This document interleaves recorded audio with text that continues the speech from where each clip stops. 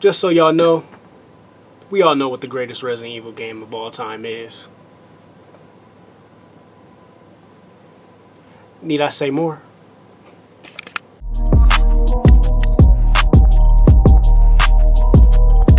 What is up, YouTube? It is Drex, and I am back with another video. I know it's been a while. I've just been doing streams lately. I finally got some time to record videos, so let's do this. Why? Here's 12 reasons why Resident Evil Code Veronica is the greatest Resident Evil in the series. Oh, damn, ring light is too bright. Okay, let's get started. For one, it's really the true sequel to Resident Evil 2. Let's be honest, okay?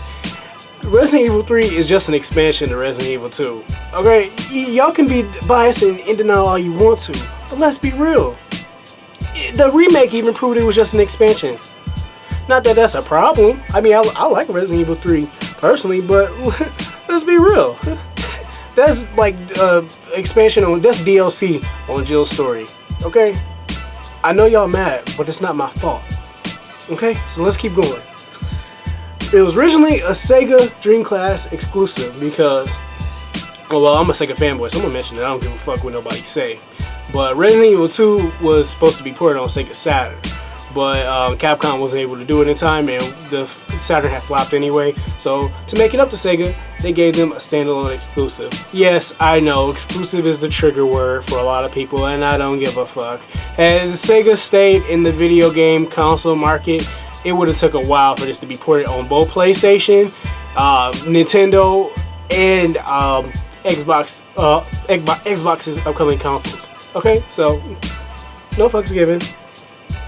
Okay, so let's be real too. You get to play as both Chris and Claire in this. That's reason number 3.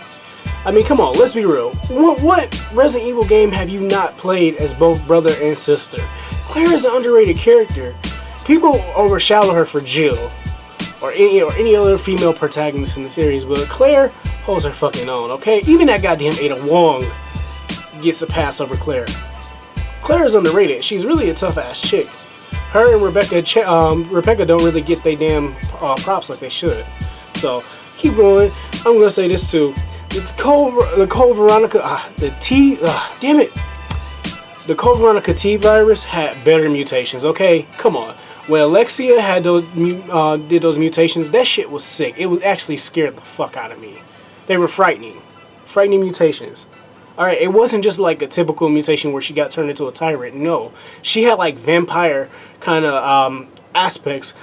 I feel like, and this is before they had introduced that in Resident Evil Village.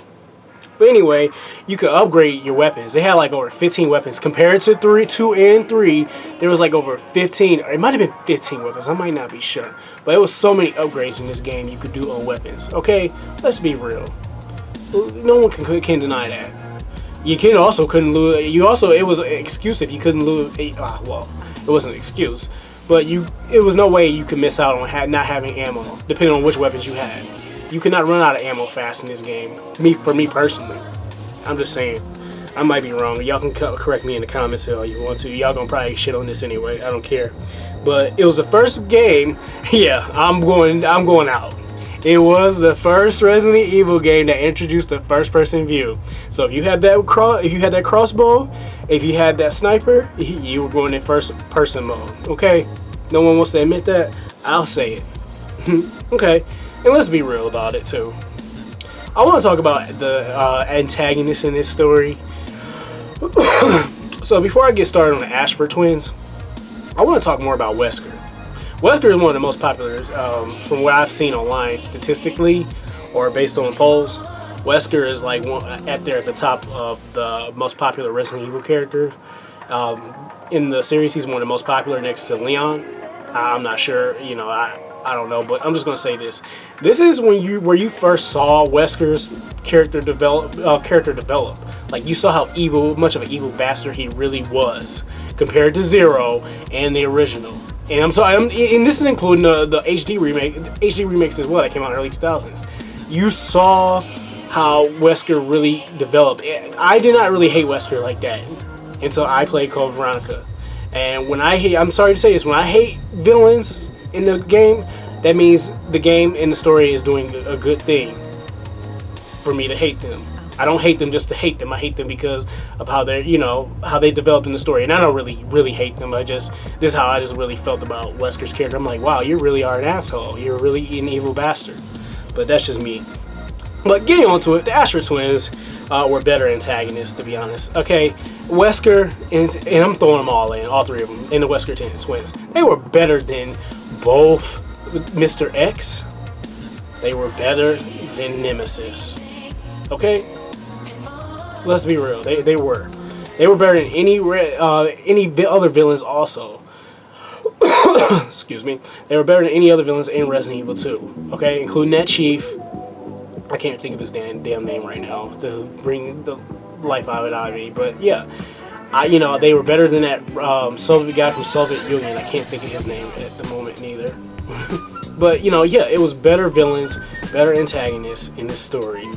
So, I also think it was better development as well with both Chris and Claire's character. You saw how they bonded with each other well. You see how Claire's character becomes a lot more stronger compared to how she was developed in Resident Evil 2. Not, like I said, when I'm saying this, I'm not shading on Resident Evil 2, I'm not shading on Resident Evil 3.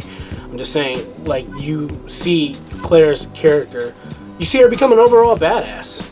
That's how I feel personally. But, yeah. Other than that, too, I want to mention as well, I was into gothic shit in the early 2000s, so I always thought Resident Evil Code Veronica held up pretty well for me because the setting was in a gothic environment, European gothic environment. So I thought the overall atmosphere and the environments were pretty cool, as well. So I just want to throw that in there. I also want to say as well, there was more setting. It took place in more areas than it did compared to 2 and 3. Okay, so let's be real. 2 and 3 only took place in Raccoon City. This one took place in Antarctica. It also took place in the Southern Ocean. So, I mean, that's kind of awesome to me. It took place in 2 different settings, 2 different continents. Well, actually, I might be wrong. Well, yeah, it might be considered a continent now I think about it, because Southern Ocean was a fucking island that Claire started off at, and then you went off to Antarctica. So yeah, it was a continent. If not, I'm not a geography expert, but you guys can correct me in the comments. I don't care about it at all. My opinion, I think Code Veronica, even when you're playing this on normal, it's the hardest one in the series, which I like. I like that it's the hardest one. Compared to Resident Evil 0, I thought Resident Evil 0 was the hardest. The only reason why I thought it was hard because it's a lot of backtracking and a lot of puzzles and you have to solve in it. But overall, moving forward with this game, it was pretty fucking difficult. So you had to make sure that you better be making sure you're upgrading your weapons. It's important to do that. You can get away with it in the previous ones, but this one, no, you have to definitely upgrade your weapons. This is damn near mandatory, unless you think you can get by without doing it. I mean, I don't have that kind of luck, but other than that, that's what I think. That's about 12 reasons, 11 or 12 reasons, I think. So I might have given a little more, I don't know, but I don't really care at this point. But I'll throw a bonus one in. This game deserves a fucking remake.